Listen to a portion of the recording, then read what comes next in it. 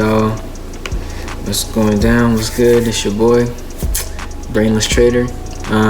Welcome to my page. My channel is my first video, and basically what I want to model for y'all today is some stuff that I've learned from ICT himself, stuff that I can share on YouTube publicly that he's allowed us to share, just kind of revisiting some things that he talks about. So basically we're talking ICT's basic setup explained, what he's been talking about on YouTube. We're talking about bias, fair value gaps, and order blocks, and how I personally use them to choose a trade and to be successful in my trading. So just a quick background about me. I was a retail trader for the most part of my trading career, the first 2 years. Found ICT at the end of 2020, kind of like midst of the pandemic. One of my friends had told me about one of his videos. I looked it up. I didn't think much about it at first, and then all of a sudden I started diving deeper into his content, found out about the last mentorship opportunity, dived into that. I didn't have the money at first, just scraped the money together. Thank God for my mom and people who were able to help me out. My sister helped keep me in the program. I was able to finish ICT's year-long mentorship and become a charter member. So just wanted to say that, just because that's the level of experience that I've had with ICT. So I'm very familiar with all his concepts, familiar with a lot of the stuff that I cannot share. But I will tell you that a big portion of my learning came from when he started this YouTube public series that he shared. And the information I'm going to share with you is actually my setup that I have chosen to execute from what he's given me. Out of all the stuff that he shared with us that we can't talk about, like, I like the public stuff the most because it's the easiest to understand, and then I take the public stuff and I mix it with the stuff that we can't share to make my trading setup even better. But just with the public stuff alone, you can make a living. You can quit your job eventually. For me personally, I'm not worried about quitting my job so much as I'm focused on just stacking up paper and having extra money for me and my family. So that's it. But yeah, let's go ahead and hop into it. Let's get into what I want to talk about. So essentially, I'll widen my screen up here. Essentially, what I want to get into with y'all is his essential setup. The thumbnail says, ICT's basic setup explained. So let's just hop into that real quick, and then we'll talk bias and fair value gaps, and then get into order blocks a little bit later. This is not like a full tutorial on all of this stuff. This is just a short synopsis for y'all on how I use it, right? So really quickly, when we're talking about ICT's basic setup, there's a couple of components that go with ICT's basic setup. And let me go ahead and grab those out of here. I have placed those on the chart somewhere. Boom. So there's a couple things that go with ICT's basic setup. Number one, identifying higher time frame bias, right? So just alone, just with the higher time frame, you should be able to see, just with what I'm showing you here. Let's widen it again. Obviously price took a dip around the 10th, 13th, 14th, 15th. And if we're looking back in context, we can go zoom out to one of our higher time frames and just see that at one point before, price was at a extended low, breached liquidity. ICT talks about liquidity runs. So this would be relative equal highs, which would be buy side liquidity, a place where buyer or sellers would place their stops, right? So this would be a buy side liquidity. Price attacked buy side liquidity and then began to stage a run below the recent lows, right?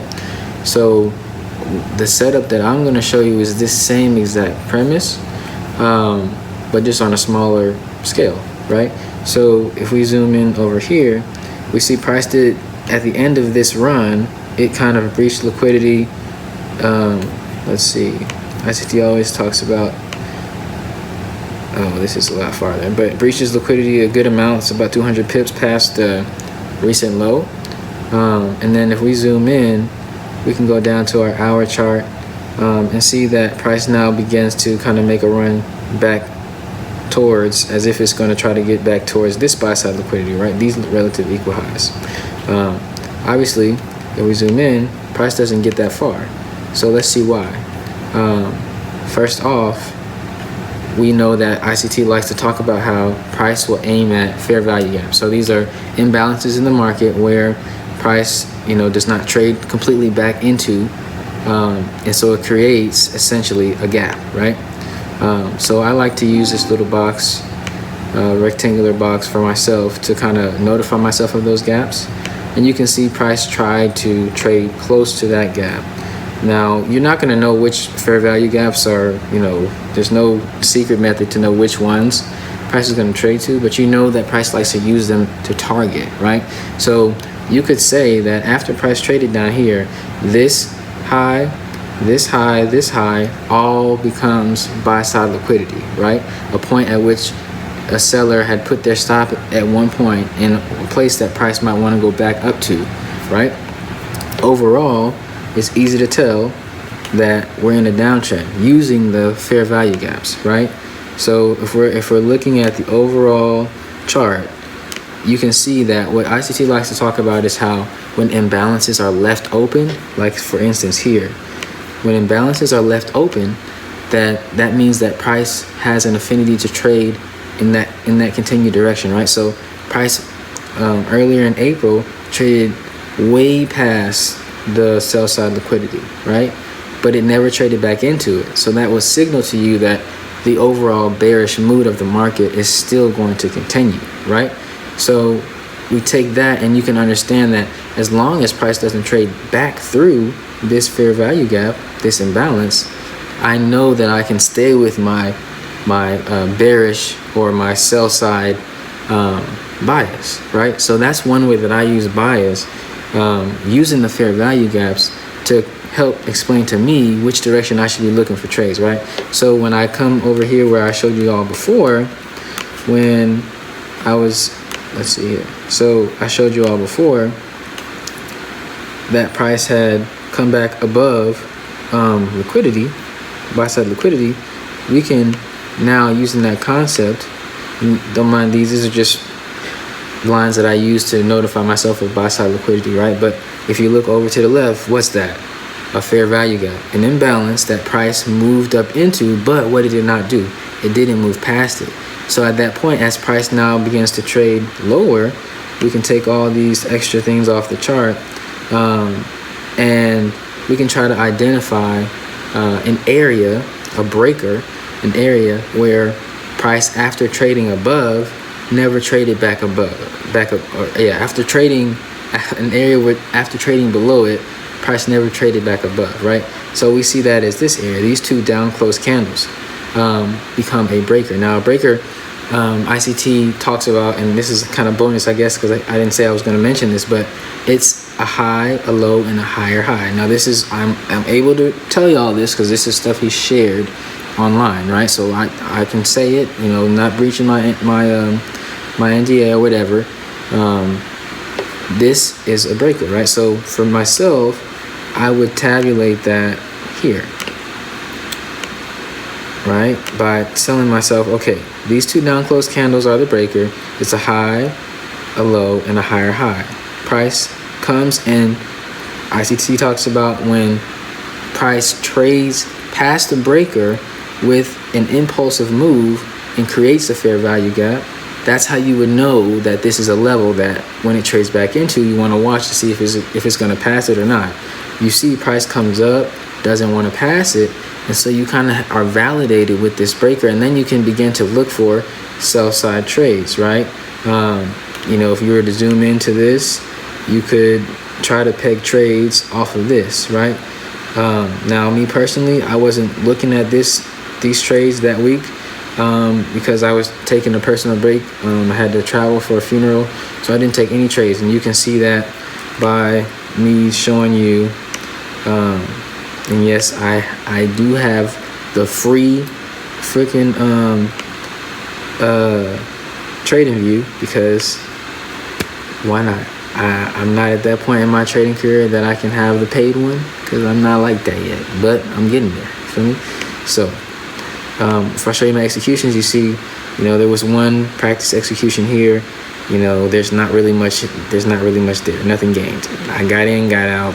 I wasn't trying to be trading that week. So what I want to show you is where I did get in. So using all that, we talked about bias, we've talked about fair value gaps, right? And let me see if I covered everything that I wanted to talk about from the thumbnail. Okay, now we're going to get into the breakers and order blocks and how I use them, right? So I've already explained to you a little bit about breakers and how I use them. Oh, this is some work stuff. But if we go back to where I was trying to show you, I got my executions on the chart. I used the paper trading to model my trading and to practice. Right now I'm in the midst of doing the FTMO challenge, and this trade that I'm going to show you is the trade that got me to pass the challenge portion, and now I'm on the verification portion of the FTMO challenge. So like I said, I'm still in the midst of even getting a live account. So, but regardless of that, I'm just sharing y'all my journey. And, you know, hopefully through my journey, you guys can get some tips and tricks that might help you in trying to kind of lend my mentorship experience, what I can share, to ensure you that if you were to engage in ICT's content that he shared publicly, you can really be successful. So this is essentially his public model, right? We've got a liquidity run. This is buy side liquidity, buy side liquidity, buy side liquidity, reaching up into close to a fair value gap. Boom. Okay. Price kind of fizzles out and begins to trade opposite. So knowing that we're already bearish, one thing I'm thinking is during this, yes, I could get into moves, which you saw I kind of got into a little move here. Didn't really take much. I probably shouldn't have been. I don't know if I was trying to really be in this trade because it doesn't really look like I stayed in, right? But I waited until price had done what it wanted to do, and then I saw that price begin to trade down. Now, as I was pegging this trade, and I say pegging, I use that as as I was choosing the trade, right? I already knew buy side liquidity was breached, so I'm still looking bearish, right? I'm looking in this general area, and I always like to break it down to the 15-minute, but when I'm actually getting into trades, I'm looking at the 15, I'm looking at the 5, the 3-minute, and the 1-minute, because I really like to see what price is doing. I want to see the impulses, I want to see how price is moving, and I'll show you exactly what I'm talking about. So here, if we get down into the nitty-gritty of the 3-minute chart, we can see that there was a breaker formed, very small breaker, but you'll see that price respected it. Here it goes. I think so maybe I'll go to the 5 because that's a little bit not exactly what I want it to look like. Let's see. Okay, boom. So that same breaker that I showed you earlier, the high, the low, higher high, right? 2 down closed candles in the midst of what was a small uptrend creates the breaker. Now you see price trade through it, right? It trades back into it but not past it. Signifies that we can continue to look for bearish trades. If it had traded past it and kept going up, I'm done. I'm out of it because I don't know what's going to happen. What I wanted to happen is not going to happen, so now I need to sit on the sidelines, right? That's a lesson that everyone needs to learn. A lot of times we like to try to force a trade. No, if what I want to happen isn't forming, the best thing for me to do personally with my psychology, sit on the sidelines, wait till I can see what's happening. And usually that happens for me in the window of 9 to 11 a.m. ICT talks about the kill zones for New York being, 8:30 to 12 p.m., 8:30 a.m. 12 p.m. But for me personally, my best trades come after the news between 9 and 11 a.m. because I can see what's going to happen, right? So at this point in time, this day, I had taken my sister to the airport. I was at work really early, only one in the office. It's like 5 a.m. I'm so tired. I'm falling asleep watching this. I didn't even see this breaker form, okay? But what I did see is that price continued to give me lower highs, right? It continued to give me lower highs, and to the point where I was looking at the same time simultaneously on the DXY, the essential US dollar index, right?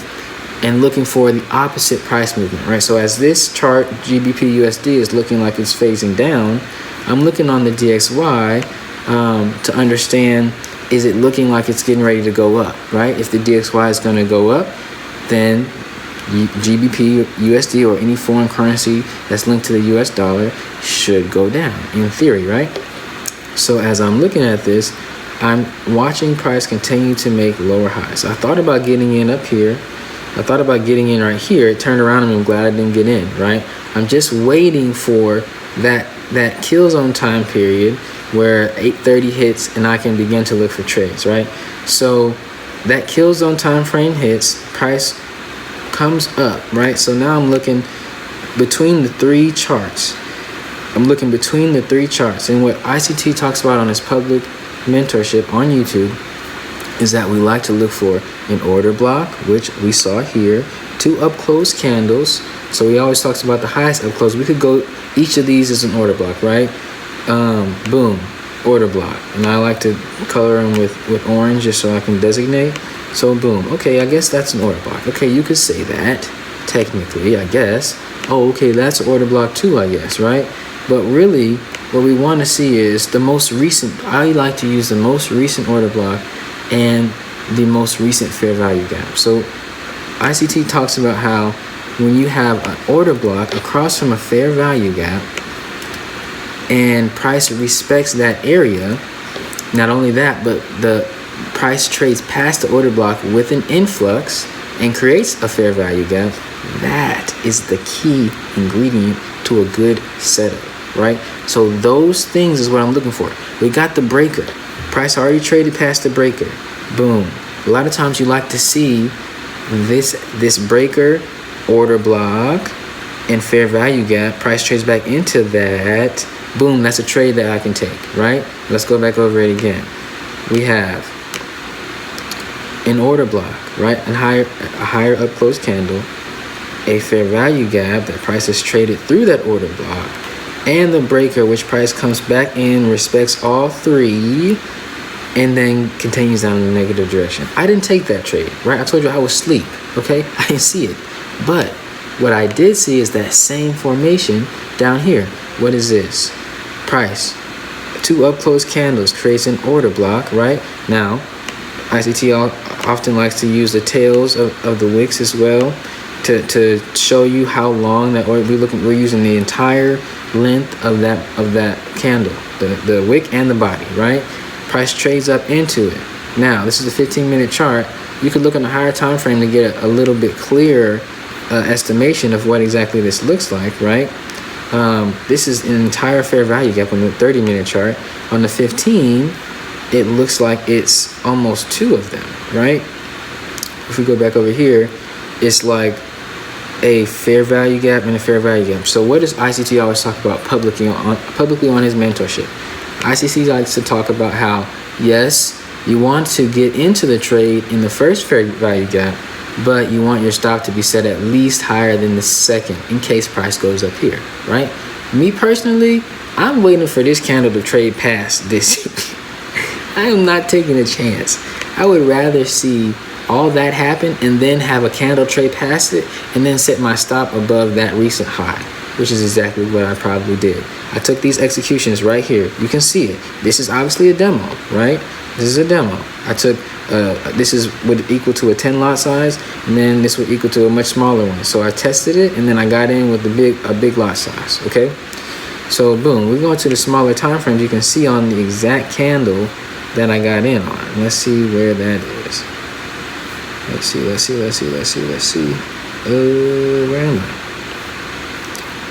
Where am I? Okay, there we go. You can see on the exact candle, even if we break it down to the 3-minute and go all the way over again, you'll be able to see the exact candles that I got in on. Okay, boom. We're gonna get into this range. This is the range that I took the trade in, right? So this is where we're at. I waited for, I explained to you what I was looking at, right? Price begins to trade past what was that 5-minute candle. I get in when I see the impulse. When I see that price is really getting ready to move. Now, that's just me personally. I just like to be sure that the impulse is happening here and at the same time happening in the DXY gives me the confirmation that I need to be confident and comfortable entering that trade. Because what happened after I entered that trade? Price began to come back towards my direction. So once I get put about 10 pips, I know ICT says that leave your stop losses a little bit higher and let price do what it's doing. Look, I get 10 pips, stops the profit. I'm not losing any money. I like to wait for the impulse so that I know that's the space that I need, right? It creates a fair value gap, and I just want to make sure that price isn't going to trade past this fair value gap and it's going to sustain my move, right? So I let it do that. I put my stops to profit once I'm at 10 pips, and that way I can just take a deep breath. I know I'm not going to lose money today. You feel me? I'm good. I can just let the trade run now. If it comes back up here and stops me out, okay, I can look for another entry if it's going to continue to give me lower highs, right? I still go back to my retail knowledge in some ways, because a lot of that retail stuff is not all garbage. Like I don't say retail stuff is garbage. I think if you can trade that way, trade that way. That's how it works for your mind. I see people make money every way, and I don't think it matters what way you trade. Just for me personally, I like the way ICT trades, smart money concepts. That's just what makes sense in my mind. That's just what I like to do. Okay, so for me personally, I use his concepts to get into the trade, and I can still use some retail concepts, lower highs, to just signify for me how to get back into a trade if I need to, right? So price doesn't end up going past where I entered, so I'm good. I just let it run. I had $5,000 in profit at that point on the challenge, and I'll go through all my challenges for y'all later on, but $5,000 at that point, I needed 5,000 more. Once I get stops to profit and I'm taking the trade within my bias in the same direction as the higher time frame bias, as long as we're in the kill zone, I will leave my trade in. Now, me personally, I'm in trades from about 30 minutes to an hour, max 2 hours. I'm waiting for that influx. Right after that news, I'm getting into that trade, and then I'm getting out when price has reached the next level of liquidity or got to another fair value gap, right? So you can see I entered right here. This is facts. I entered right here. It's a demo, but I'm just showing you my executions. I entered right here after the impulse. We already talked about why I entered. I entered because of a order block on the higher time frame, 15 minute, and fair value gap, and I waited for a lower high, got in on the impulse. Boom. I waited until price gave me what I wanted price wise, till I got to my goal. You don't have to wait all day. All right. Me personally, with a 10 lot size, trading the FTMO $100,000 account, if I can get $2,000 to $3,000 in a day, I am so happy. If I can get $1,000 profit in a day, and that's all it gives me, I'm fine with that. Okay, it's all about stacking profits up day by day, week by week, month by month, year by year. It ain't about big profits. Now, I left the trading because my stops are to profit, and I'm in the same direction as my higher time frame bias. I have the leverage. Okay, I will leave my trade in until price gets to that next level of liquidity, which at the time, what I had been targeting, let's see, what was I, if I can remember, what I had been targeting, to be honest with you, I was targeting this lower sell side liquidity, to be honest with you. But I like to have a modest target in case, you know, that doesn't happen. So I think, where was I? I was, okay, here is where I was. Was it? All right, I'm a little lost again. Okay, here is where I was. Yes, this is where I had taken the trade, and I was targeting this sell side liquidity.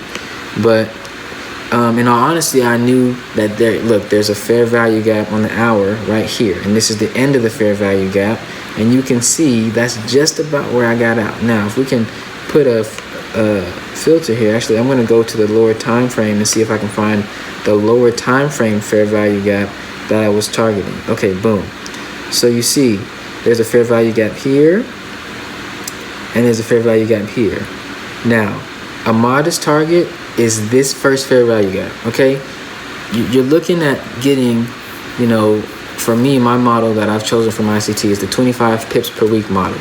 If I can just get 25 pips per week or more, right, at least 25 pips per week with a 10 lot size, with a $100,000 FTMO account, that's $2,500 a week, that's $10,000 a month. 5 figures a month, that's changing my family's life. Facts.